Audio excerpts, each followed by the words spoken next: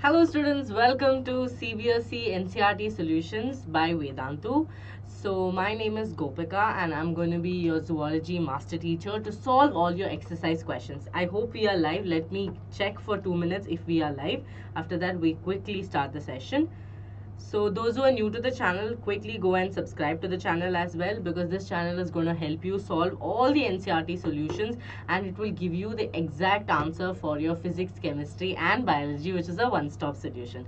So students, today we are going to decode the chapter Animal Kingdom. As you know, it's one of the most beautiful chapter that talks about evolution, that talks about how animals have moved from one stage to another, different types of phylums, right? So today we are going to see which are the NCERT questions that NCERT has picked by themselves, and what is the main importance of choosing these questions. Okay, so I hope all of you know me now. Gopika is my name and I'm going to be your zoology master teacher as well, so in this channel. So quickly subscribe to the channel for the best content possible. So let's move to the first question, students. The first question is, what are the difficulties that you would face in classification of animals if common fundamental features are not taken into account? So the question is very simple. What if I wouldn't have taken any of the common features? Students, I'll also check the volume once. Okay, clear voice as well. Awesome. So students, the first question says, what is the difficulty that you would have faced if the classification of animals was not based on fundamental features? See, when you don't take fundamental features into consideration, what happens is, what could be possible is the question. Okay, now the answer, let's see. See, if you don't consider common fundamental characters when classifying an animal, it can be difficult to group them into different categories. Yes or no? See, if I don't take into consideration the common characters, if I don't take into consideration their special characters, what is going to happen? The ones who are very common to each other can get very separated, or the ones who have some special characters will also get separated or come close together. Like this, so many mixing up can happen, right? So this is because each organism might end up in its own group, which defeats the purpose of classification. Exactly. Imagine all the organisms starts having individual groups. Okay, individual groups.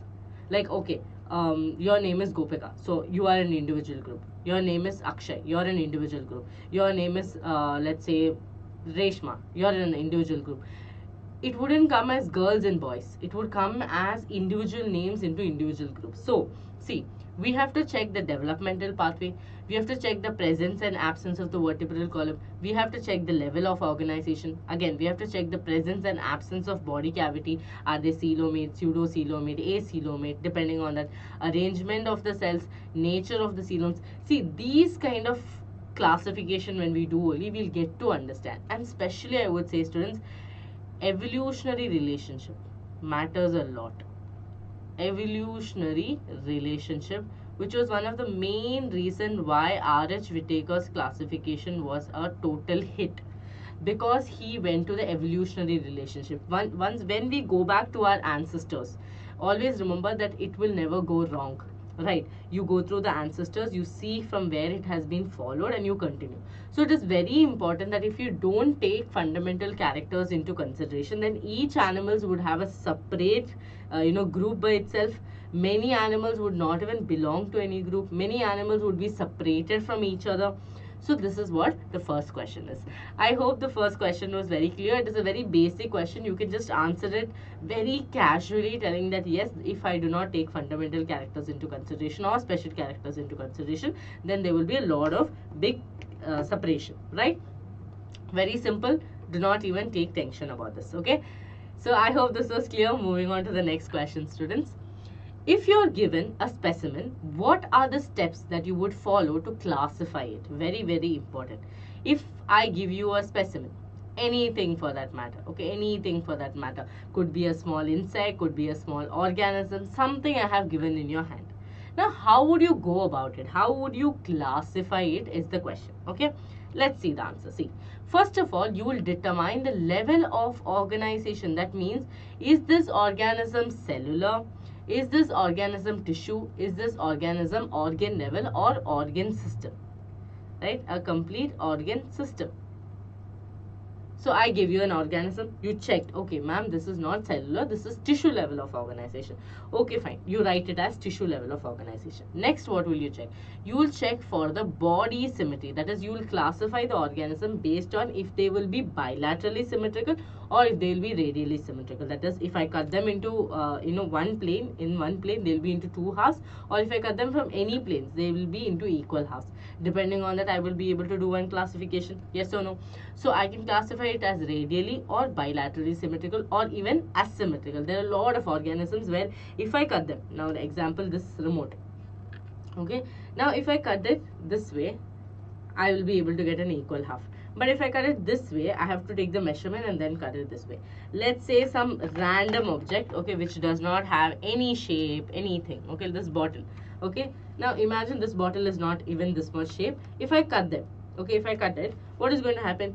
They might not even be symmetrical. Both of the halves might be some completely different. Like when you cut a coconut, right? When you cut a coconut, you will see that both the coconuts never comes in the same size. Okay, so same way.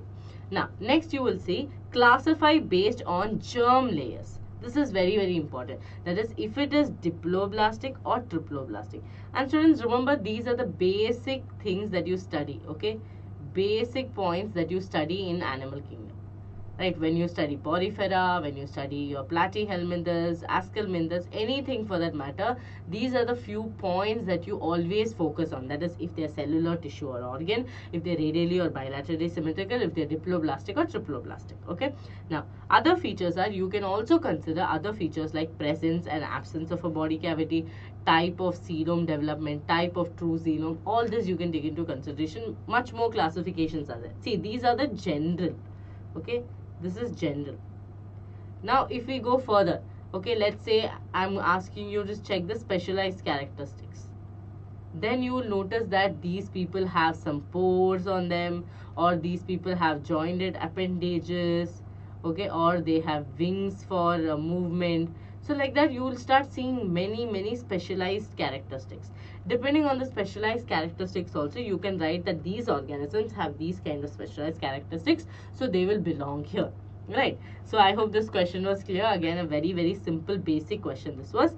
Moving on to the next question. Okay, how useful is the study of the nature of body cavity, okay, nature of body cavity and coelom in classification of animals? Remember students, let's say any body part for that matter, okay, let's say this is the body part, okay, this is the body. Inside this, there is going to be spaces, okay. Those spaces will always be filled. It could be filled with a cavity, it could be filled with a fluid, right? Like how you have in your brain cerebrospinal fluid, okay, how we have pericardial fluid in heart, like that, multiple, everything has some filling. Why? Because these people will act as shock absorbers. Now they are asking, what is the study that you do in this animal kingdom? Now see, basically the biggest study that you do is about your coelomate, pseudocoelomate and your acoelomate, right? Now coelom is what? It is a layer present between your alimentary canal and the body wall, okay? So it is a layer present between alimentary canal and body wall.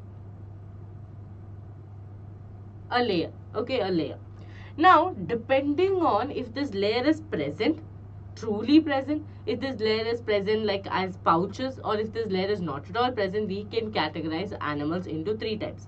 Okay, it is called as pseudocoelomate, okay, coelomate, pseudocoelomate and acoelomate.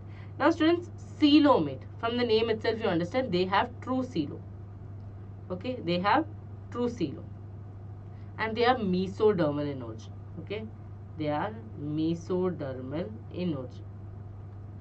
That is, all of you know that they have three germ layers, right? They have ectoderm, mesoderm and endoderm. So if it is arising from the mesoderm, we tell it mesodermal in origin. Okay, So this is true coelom. That means they have proper body cavity, proper coelom is present for any kind of function to happen. Whatever the coelom is going to do, no, like shock absorbing, coelom is going to do the job. True coelom they have. Okay, true coelom is present. It could, example could be, you can go from your arthropoda, chordates, okay, all this, annelida, all these people will have coelom. Now pseudo coelomate means, from the word you know, pseudo means false. Yes or no? Pseudo means false. That means fake, false, right?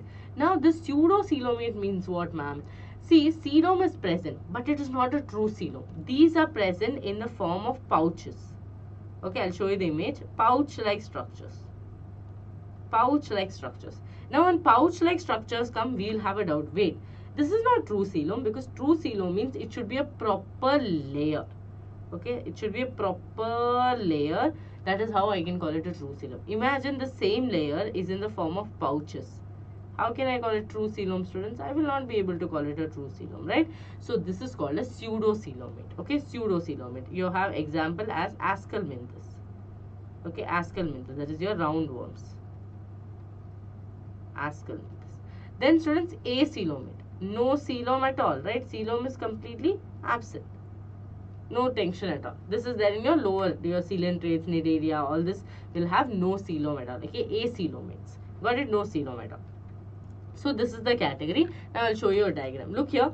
This is where the coelom is there. Okay, this is where the coelom is there. Can you see? It's a proper clear layer there. But at the same time, if you see pseudo coelomate, they are in the form of pouches.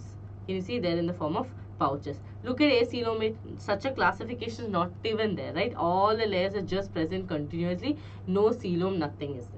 So this is what is coelom, pseudo coelom, and acoelomate. So the ones which does not have coelom is called as acoelomate. The ones which have fake coelom or false coelom in the form of pouches is called as pseudo coelomate. The ones which have proper coelom is called as coelomate. I hope this is clear to all of you. Yes? Awesome. Awesome. Okay. Fine. Now students, we will move to the next question. That is the fourth question. Okay. Distinguish between intracellular and extracellular digestion. Intracellular and extracellular digestion. So throughout your animal kingdom, you come across such words like intracellular, extracellular digestion. So they're asking you to distinguish or difference between them. Okay, let's see what is the difference between them. Look here, students. Let's use another color. See, the digestion in intracellular, okay, intracellular we are talking about, the digestion of the food occurs within the cell. See, whenever I say something is intra, that means it is within. Simple. Something, when I say it is intra, that means it's within. So the digestion of the food occurs within the cell. Okay. Now extracellular means what? The digestion occurs in the cavity of the alimentary canal. Okay. In the cavity of the alimentary canal.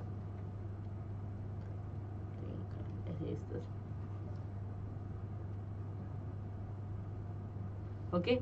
Cavity of the alimentary canal. Now, digestive enzymes are secreted by the surrounding cytoplasm into the food vacuole. So what is happening? Digestive enzymes are getting secreted by the surrounding cytoplasm into where? The food vacuole. Food vacuole is the place where this digestion will happen, because first of all, it is happening within the cell. Not much facilities are there. No, not a lot of facilities are there. So the secretions will go into the food vacuole. Okay. Here what is going to happen, students? Digestive enzymes are secreted by special cells into the cavity of the alimentary canal. This is more technologically, if you tell, they are more like, you know, oh, big system is happening, right? Big system is happening. So that is what is happening here.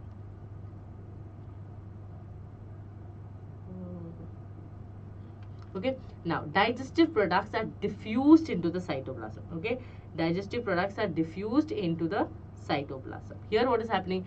Digestive products diffuse across the intestinal wall into the various parts of the body. So here what is happening, students, in extracellular digestion, actually there are different people, right? Different systems, like small intestine is there, large intestine is there, in that villi are there, which will increase the surface area, so more absorption can happen. These nutrients will be absorbed here, later it will go. So everything is divided into division of labor is happening. That is, you will do this job, I will do this job, and and this way what will happen, the workload will be reduced. But in intracellular digestion, this is not the case. Everything has to be done by one cell, right? The food vacuole also will have it. After that, let's say for throwing it out also, right? One second, students. Like for removing it out also, what is going to happen? Now this is the cell, okay, this is the cell. Let's say the food is here, okay, all have, like, they're trying to engulf it into the food vacuole. After that, if they have to excrete it out also, they will come till here, okay, and then they will wait for it to go out, right? Now that is not the case here. Everything in a proper system is happening, right? Everything is going through tubes, enzymes are getting released, here surface area is increased, everything is going in a more systematic manner, okay? So that way what is going to happen, it is less efficient method, okay? This is going to be a less efficient method. Obviously main reason is because how much contribution is there in the throughout the body, right? This one contribution is comparatively less. This is more efficient method. It's very simple, students. Extracellular digestion, intracellular digestion. Here in intracellular digestion, the digestion of the food occurs within the cell. Okay, here what is happening? It is happening in the cavity of the alimentary canal. Okay, here digestive enzymes are secreted by the surrounding cytoplasm into the food vacuole, because they do not have big systems to do the job, right? Big systems are not there to do the job. Is the red visible? I think the red is not that visible. One second, students, I'll erase this. I'll highlight it with another color. Okay, yeah, diffused into the cytoplasm. Here it diffuses across the intestinal walls into the various parts of the body. It is less efficient. Here it is more efficient method compared to this intracellular. It is more efficient. Very simple question. I hope it is clear. I hope it's clear. Moving on to the next question. Yes. What is the difference between direct and indirect development? Okay. Now students, something is direct means what? Direct. Let's say enzyme plus substrate gives me product. This is direct, right? Something is indirect means what? Enzyme plus substrate gave me an intermediate called as ES. After that, this went through a process to form me product. That means this is not direct, right? It's indirect method. Or maybe I could say that E plus S forms something else, something like that. Okay, something like that. So direct and indirect. Now let's see what is the biggest example, like difference between direct and indirect. Direct, students, it is a type of development in which an embryo develops into a mature individual without involving a larva stage. This is the most important word that you need to focus. Okay, I'll highlight the word so you'll not miss it. Okay, let's highlight the word. That is without larval stage. A larval stage. That is where the development has happened directly from the embryo to an adult. No larval stage at all. No larval stage, no tadpole, like how you know frogs have the eggs, then tadpoles, then the frog. Like that, no stages have happened. Okay, no stages have happened. Directly they have gone. Okay, directly they have gone from, simple students, from larvae, okay, to adult. Okay, from I'll say egg to, no larval stage, sorry, don't write larvae, let's say from egg, okay, to adult. Otherwise, in indirect development, what happens? From egg, larval stage will happen, okay, from larval stage adult will come. From larval stage adult will come. Let's look here. Metamorphosis is absent. That means differentiation has not happened. Metamorphosis is absent. Here, metamorphosis involving development of larva to a sexually mature adult is present. That slow differentiation, like from egg to larvae to adult, that metamorphosis has to happen. That differentiation has to happen, right? For development to happen. That is not present in direct development. Simple reason why, because egg is anyway going to become the adult. Why will metamorphosis happen? Okay, this will mainly occur in fishes, reptiles, birds and mammals. I think all of you would have seen it in birds, right? There's no larval stage as such. So the egg is there, directly it becomes into the bird. Definitely the growth is there. I'm not telling growth is not there. As such a larval stage is not there. Okay, as such a larval stage is not there. Like how you have in frog. Tadpole is a larval stage of frog. That is not looking anything similar to a frog, right? Tadpole is completely different. It looks like a bigger version of a sperm, right? It will have a tail and it has a head. But frog, how is it? Frog is completely different. So larval stage will be completely different from the adult. Okay. Now the ones that you see, cockroaches, those are nymph stages. That is, they are exactly like the adult cockroach, just that they do not have wing pads, they do not have the wings, but they're same to same, right? You'll be able to identify it as a cockroach. It occurs in most invertebrates and amphibians. Okay, it occurs mostly in invertebrates and amphibians. Yes, I hope it is clear. Okay.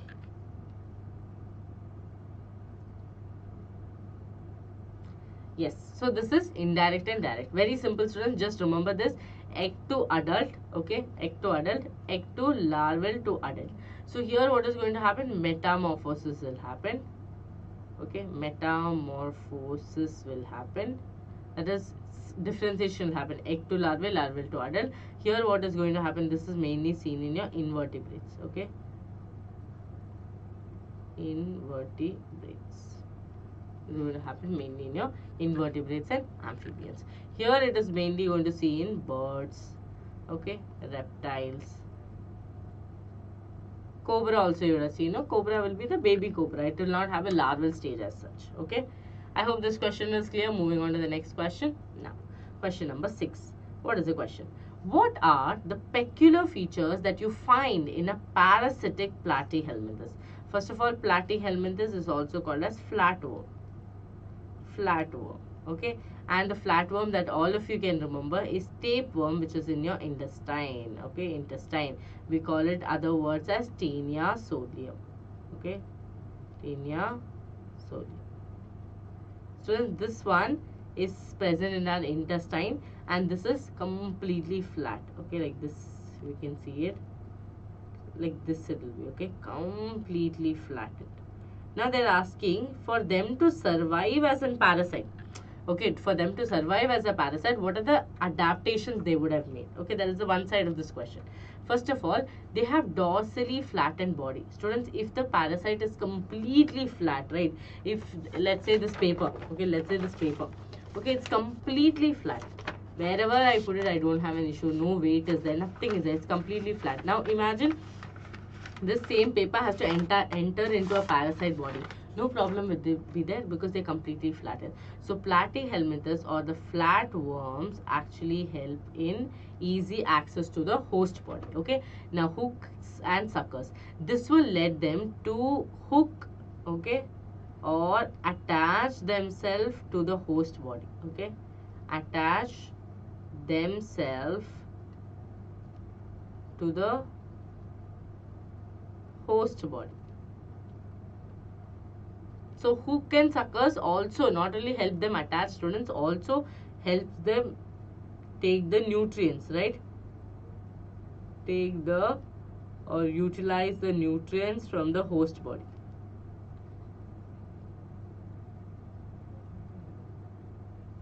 Host body. Got it? So hooks and suckers also helps them. Now imagine this is the intestine. Okay, what they will have? They will have a hook to cling on to my intestine, and they will also have a sucker to take in all the nutrients that is absorbed by my body, which is good for me. It will be taken up by the parasite. Okay, now thick teguments, students, this helps them to make sure that they're not getting affected. Okay, not getting affected, not affected by our gastric juices, or let's say acidic juices in our body. So 1 second.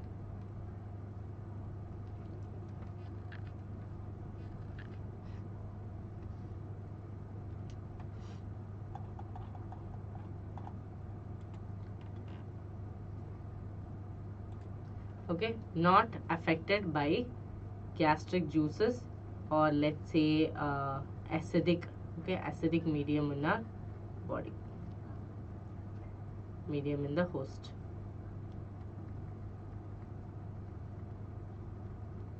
Clear? Acidic medium in the host. Got it? Yes. Okay. Thick teguments. This is the body covering that will help them to stay inside the host body. Okay. Stay inside the host body.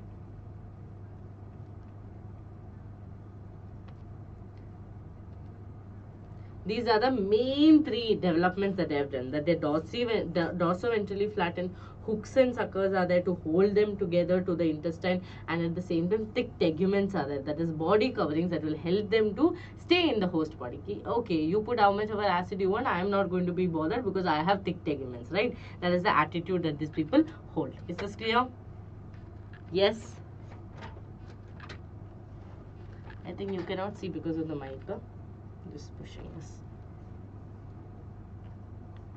Okay, I think it's clear, right? Okay, moving on to the next question, students. 4.7. Okay, what are the reasons that you can think of, okay, you think of, for the arthropods to constitute the largest group of animal kingdom? Okay, this is the question that they're telling. Okay, I'll push the mic towards me. I was just waiting to see the setup. Okay, now what are the reasons that you can think of, like you think, okay, why arthropod has become the largest group in animal kingdom? Why are they so large? Okay, that is the question.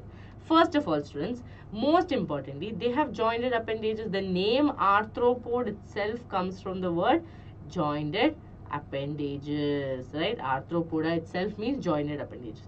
They have jointed legs, wings and other appendages that allow them to move around and perform other functions. Exactly, when they are doing locomotion, right, when they are able to do the movement, that itself makes them already already, you know, good to go for a good phylum, because they have jointed legs, they have the you know, strong holding power so that they can walk and move to different places. Next one, most important line of NCERT, chitin exoskeleton. They have a chitinous exoskeleton, students, that will help them. Okay, arthropoda have hard exoskeleton made up of chitin that protects their body and reduces water loss, making them better adapted to land. So chitinous exoskeleton makes sure that they will be able to survive, and this is one of the only reasons, or let's say the most important reason for this kingdom, or this for this phylum arthropoda to be this amazingly survivable. Okay, main reason is this, because of their hard exoskeleton. Now, diverse habitat. Arthropoda can live in variety of habitats. That is, they have good adaptations. Okay, all the organisms have adapted extremely. Now, example, let's just take cockroach itself, students. Cockroach itself, you know, you put first red hit, now you started putting black hit, now you started putting mixing black hit with DDT plus vinegar. This cockroaches don't go at all, right? That is because their survival rate is so high. The next generation will already be like, okay, wait, I am not even bothered about you putting black hit or red hit, because I have already changed my gene. Okay, I am already resistant to that. Got it? Now, well-developed senses. That is, arthropod have well-developed sense organs and nervous system. This is also one good thing, because their development started happening, right? They're not just primitive anymore. Their development has started happening. Next, communication. Some insects use pheromones to communicate with each other. This way, they will be able to get to know the danger, and they also will be able to get to know the predators. Okay, predators. This will also reduce their harm. Now, special structures. Okay, special structures, students. Arthropod has special structures called as Malpighian tubules that help them to excrete waste. This is also very important, because this is more, you know, let's say more prominent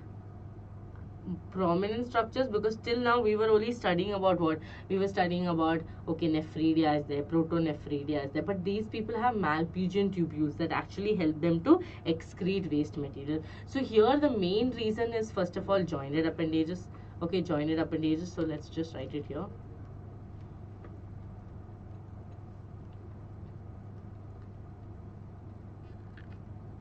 Jointed appendages, right? The most important, chitin in their exoskeleton. Next, diverse habitat, presence of developed, okay, nervous system,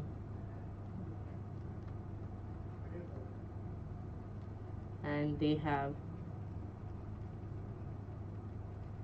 Malpighian tubules as they excrete waste materials. Okay, these are few characters. Definitely you can use this slide to get to know more characters as well. Okay, moving on to the next question, students.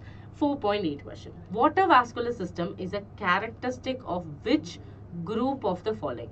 You have porifera, ctenophora, echinodermata and chordata. See, porifera is mainly where your sponges come into place. Right, sponges come into place.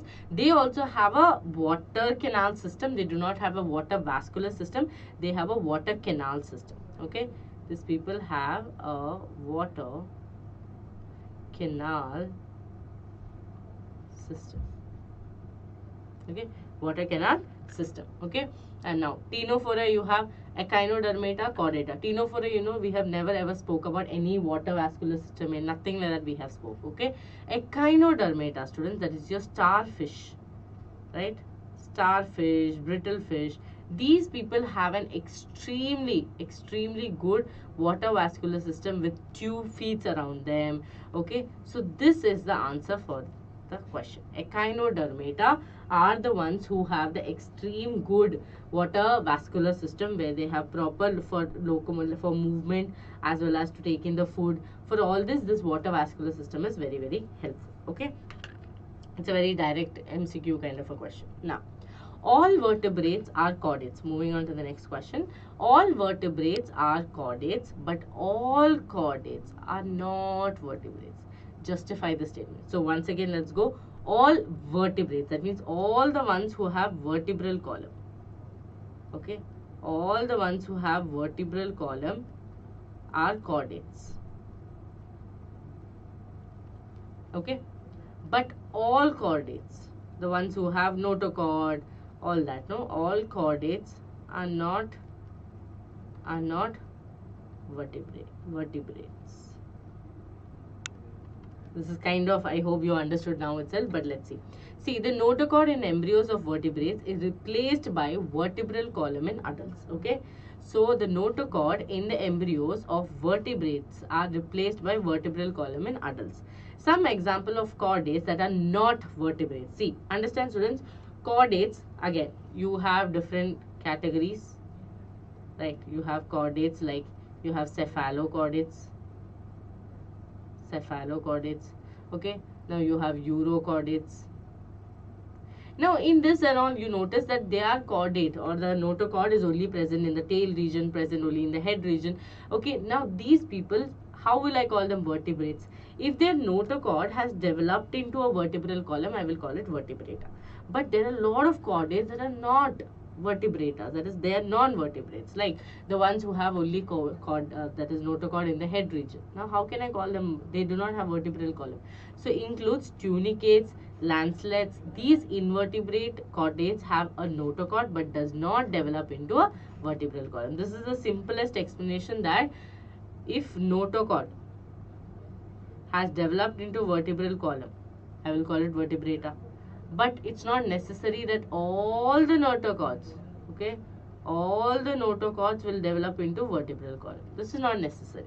So those people will be left as chordates. They'll be left as chordates. They will not become vertebratas. Okay, clear? So these invertebrate chordates have a notochord, but it doesn't develop into a vertebral column. That is when you can remember cephalochordata, urochordata, right? Hemichordata was there before, but it's not right now put under this. I hope this was clear.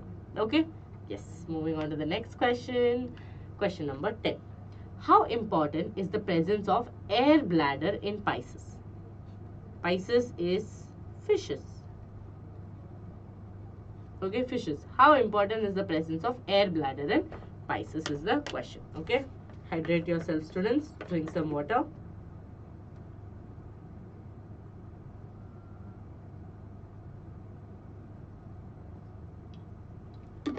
Yes, they are asking how important is air bladder for fishes. Oh my god, it's like asking how much important is brain to us.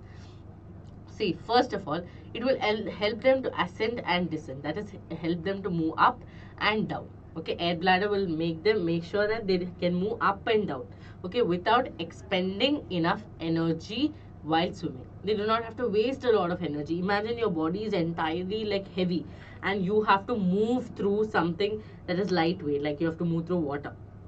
When something is heavy, or let's say I have tied a stone around your waist and I'm asking you to swim, definitely that swimming is going to be harder than swimming without a stone around your waist, right? That is, you're pushing something so heavy in the water with your whole energy that the fishes doesn't have to do if they have air bladder. Now, stay in the water current. That is, fishes can maintain their position in the water current without swimming continuously. This is also there, yes or no? Because see, have you seen a floating leaf? This is a leaf, it is floating. That is because they do not have to worry about, okay, there's water current. They don't have to worry about all of that. They're like sleeping around, so they're just like lying down, right? Because that buoyancy is there, that is letting them to float. Same way here, this air bladder will make sure that the fishes can move in the water current and be in position in water current. They do not have to always waste their energy swimming. Like, okay, I know swimming, so I'll keep swimming. Now, save energy. That is the most, as I told you, same point. Okay, save energy. That is to maintain the buoyancy. Fishes can stay at their water currents depth without swimming to maintain their buoyancy, which saves them a lot of energy. Breathe. In some cases, the air bladder can help them in respiration. That is not all the time, students. In again, some cases, the air bladder will make sure to help them in breathing as well. Okay, from the name itself, air bladder, some help it will do for the air. Main thing is for the movement and for them to stay in water currents, and also to float when necessary, so that they do not have to waste a lot of energy in coming above the water surface to move between the water currents, right? That energy should not be wasted. Should not be wasted. I hope it is clear. Yes, moving on to the next one. What are the modifications that are observed in birds that can help them fly? I think this we have learned in smaller classes as well. First of all, the bones. That is, the bones are hollow. Okay, very, very important. The bones are hollow, lightweight bones with air sacs and thin cross section to reduce gravity and strengthen them. Their shoulder bones are strong, and their breast bones or sterna are modified into keels to attach large flight muscles. So first ever thing is, students, the bones are hollow. Okay, they are hollow, and because the bones are hollow, they will not feel the weight of flying. Right now, imagine I have to fly. Definitely, I know my body weight, I know the bone weight. It is going to be more difficult for me to fly. Yes or no? So if the bone is hollow, then the weight will not be sensed. So this will make sure that the birds will be able to easily fly. Okay, next is wings. Obviously, the biggest modification. That is, birds' forelimbs are modified into wings, which are supported by an elongated radius ulna. Students, all of you remember this one, this portion, right, which I'm touching at. This is your humerus. Okay, this is radius, ulna, carpals, metacarpals, and phalanges. These are same for everyone, but different functions are done. Now, do I use it for what is that? Flying? No, I use it for picking up something. I use it for writing and different things, right? But the bones are the same. Okay, bones are the same. So radius, ulna, and modified wrist bones are there, which help them to fly. That is mainly, first thing is having hollow bones. Okay, hollow bones. Second thing is having wings. Is it even a question mark? Okay, next is body. The body of the bird is streamlined. I think you would have heard this in smaller classes. Streamlined body is there. Students, even fishes have streamlined body. No, say this is, okay, this becomes, looks like planaria now.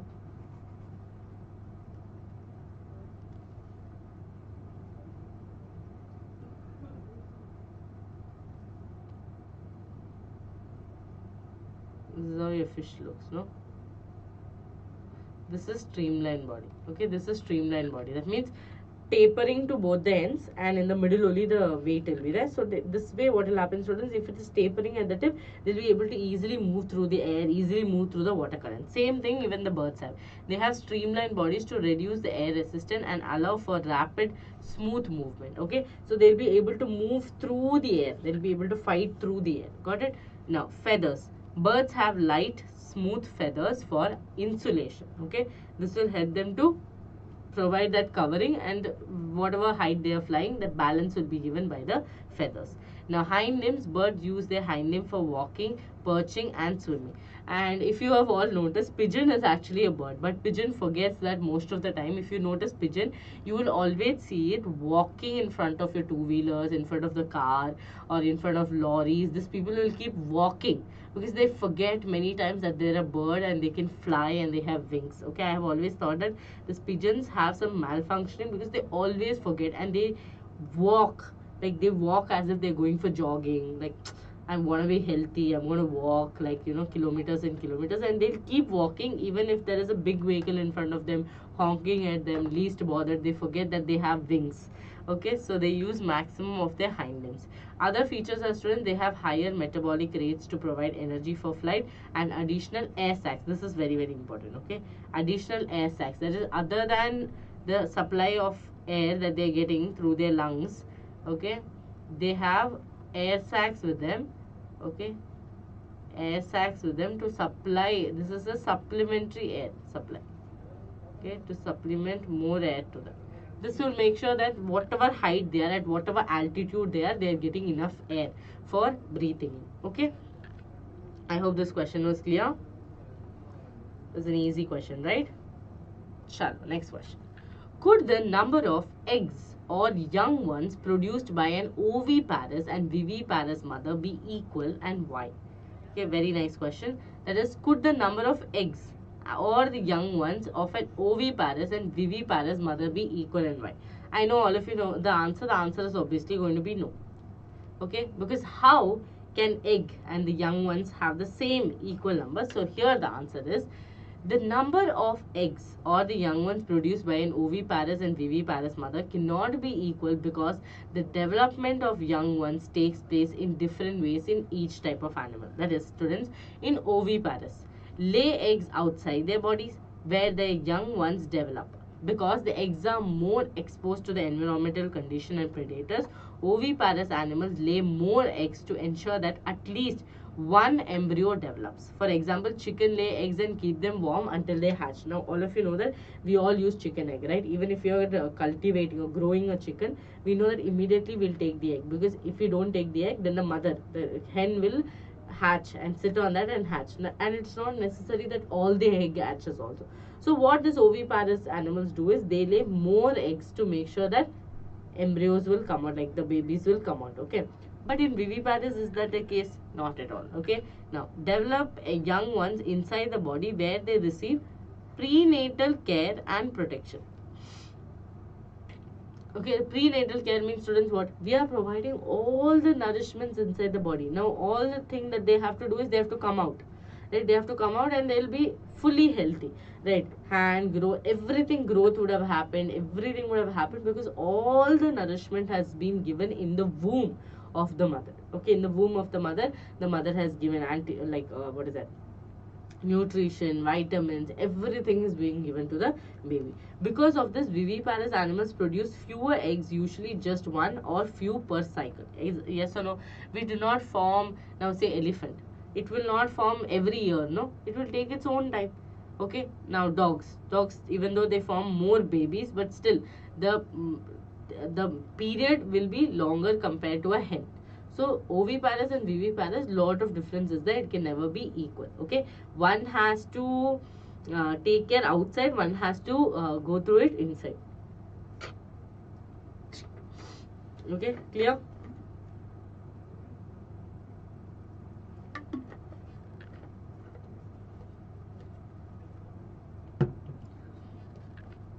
Clear? Okay. Chalo. Next question, students. Yes. Now, segmentation in the body is first observed in which of the following animals? We have platyhelminthes or flatworms, ascalminthus, which is roundworm, annelida, and arthropoda. Okay, these are the given to us. Now, students, platyhelminthes, of course not. Ascalminthus, of course not. Arthropoda, of course not. So obviously, the first ever we observed. Okay, first we observed in annelida. First we observed in annelida. Later we saw segmentation in most of them. Okay. So the answer is the direct question, annelida. You can think of earthworm. Okay, you can think of earthworm. I'd send a earthworm video in my Telegram. So in that Telegram, I had shown you clearly the segmentation. I'm not sure if I can show you the video right now. Let me just check in my phone, students, if that video is still there. Okay, if the video is there, I'm definitely going to show you in camera. But I'm very, very doubtful if it is there.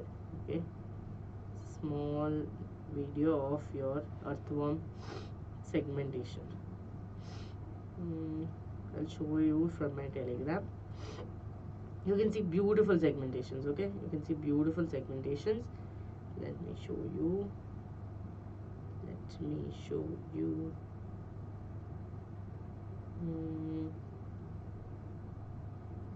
I think I did not send. Not sure, students. I think I lost the video. Okay. Oh no. See, I don't know if you can see the camera. Can you all see the segmentation? How beautiful the segmentation is. Okay. So these are the segments that you see. Okay. These are the segments that you see. Okay. Yes. So this is how the segmentation looks like. Got it? Yes. I think I was able to show. I don't know how much of it is visible. Yeah, you can see that on the camera. Okay, segmentation was seen in annelids. Okay, earthworms. Now match the following. Okay, we have operculum, parapodia, scales, comb plates, radula, hairs, choanocytes, gill slits. So whatever specialized characters are there, right? Whatever specialized characters are there, they have given that. Some common characters also they have given. Okay, let's start marking. Shall I do it with yellow itself? Okay, now operculum. All of you know operculum is where the gills are there. On top of that, there is a covering called as operculum, which you see it in bony fishes. Okay, that is ostriches. Okay, now parapodia. Parapodia, where do you see, students? Parapodia, you usually see it in annelids. Okay, annelida, parapodia. Then scales, you will see it in reptiles. Now comb plates, ctenophora.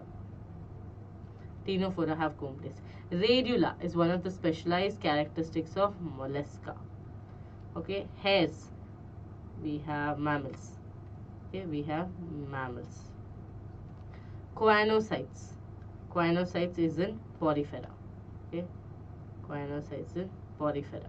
Then students, gill slits, that is cyclostoma or contractus. Okay, this is the answer. Operculum, you have you start with operculum, that is bony fishes, parapodia, annelida, scales, reptiles, comb plates, ctenophora, radula, mollusca, hair, mammals, choanocytes is porifera, and gill slits is cyclostomata and contractus. Okay, it's a very simple match the following, but yeah, you can utilize it. To understand this. Okay, this is the solution. I'm doing the solution here itself. Yes, solution is not. Yes, we have reached the last question. Prepare a list of some animals that are found as parasitic on human beings. Okay, so usually in NCERT, if you all notice, the last question is usually like a task or something for all your friends to do together and all that. So here they asked you to prepare a list of animals that are found parasitic on human beings. Okay, which you have found it parasitic on humans. Okay, now students, as I told you, tapeworm is a very common one. See here, you can see just names. Okay, bloodworm, roundworm, filarial worm, fleas, ticks. Okay, parasitic myths, leeches, parasitic flies, hookworm, tapeworm, lysis. Now this hookworm, tapeworm, lice, all this we have little more commonly at least heard. Other things you have not commonly heard. Leeches also you have heard. Okay, wherever little water marshy areas, if you go to some waterfall and all that, if you go there, you will encounter leeches for sure. Okay, they will drink the blood, and people tell that they're drinking the bad blood and all that, but I don't know much about it. Okay, now these leeches are there. Ticks will be seen. Okay, you can also see bed bugs, ticks, you can also say that. Okay, mites, parasitic mites on your animals, you would have seen that, right? Now parasitic can be classified as external or internal depending on where they live on the host. Okay, it could be outside. Now lice, okay, head lice is outside. Okay, but at the same time tapeworm is inside. So depending on where they're living, their characteristic also differentiate, and depending on that, see, all the parasite, students, all the parasite will harm you. Okay, all the parasite will harm you. There is no parasite that will not harm you. It is harmful, Be it outside, be it inside, it is definitely harmful. It has its own cost, it has its own things to do, right? So here what happens, external parasites can irritate the host skin by biting or embedding. That is one thing. Like imagine, let's say now lice is there, or ticks are there, some ticks are there or something, okay? uh, Now what is going to happen now? The sticks, or let's say this lice, what they will do, they will try to bite, right? They will try to bite and they will try to irritate the host skin. Now imagine internally, right? Hookworms are there, okay? All these are there. What they will do, students, they will try to irritate. Like you will have very bad abdominal pain, you will have very bad stomach pain. That is possible, okay? A lot of stomach pain and all that is possible. That is different by itself, okay? That story is different by itself. So both will give you, see, both will harm you for sure, but both the harm, the rate at which they harm or the place at which they harm will be little different, okay? That will be different. Got it? I hope it's clear. Yes.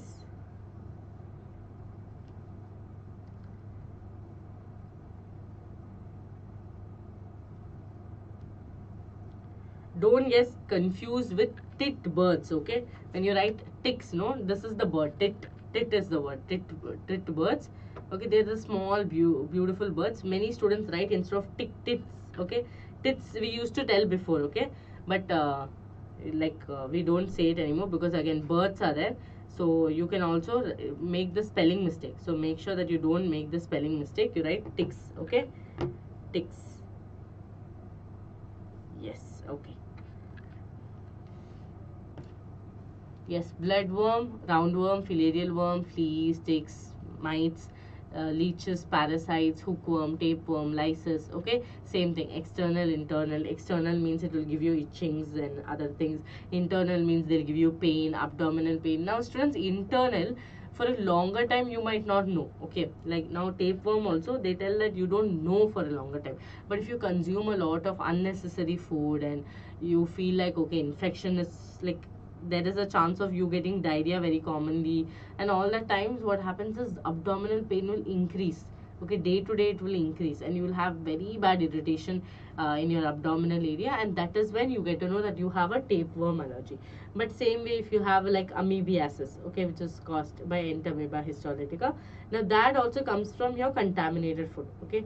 Now those also will give you same amount of abdominal pain. So that time it will be little confusing to know, but you should know that if you have got an abdominal pain, it is because of any kind of, it could be bacteria, it could be because of any kind of parasitic worm for sure, okay?